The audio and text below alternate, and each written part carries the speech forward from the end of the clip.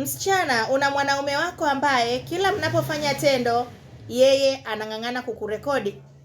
Anasema anaenjoy sana anapokuwa anarekodi mnapofanya lile tendo. Huyu mwanaume hakupendi. Na niamini mimi, mwanamke anayempenda hajui kabisa kama huyu mwanaume ana hizo tabia. Kwa nini? Kwa sababu wewe anakutumia kwa maslahi yake binafsi. Is either anakurekodi hizi video, kuna sehemu anaenda kuziuza, anatengeneza pesa nyingi sana. Kwa hiyo kama mtoto wa kike kuwa makini sana. Yaani kama sio kwenda kuuza hizo picha, huwa anaenda kuwaonyesha, kushare na marafiki zake anavyokufanyia wewe.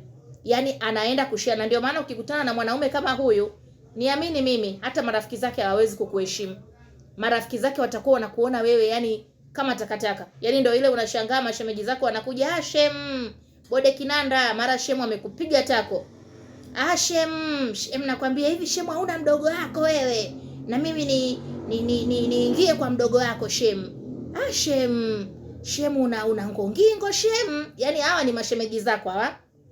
Unajua kwa nini wanakufanyia hivi? Unajua kwa nini wanapata hiyo nguvu na huo ujasiri, the audacity? Ni kwa sababu wewe umemwonyesha rafiki yao kwamba wewe ni desperate. Umemwonyesha rafiki yao kwamba wewe ni mwanamke mjinga. Umemwonyesha rafiki yao kwamba wewe ni mwanamke usiyejua thamani yako. Umemwonyesha rafiki yao kwamba wewe ni desperate.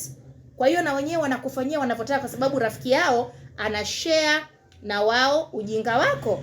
Anaenda kuwaonyesha zile picture kwamba mimi waangalia, yaani mimi nakula sehemu, angalia. Unajua wanaume wanaongea sana mambo ya mapenzi kuliko sisi wanawake.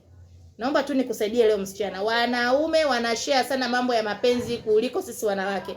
Kwa hiyo be very very careful kama mtoto wa kike, usitumike vibaya. Yes.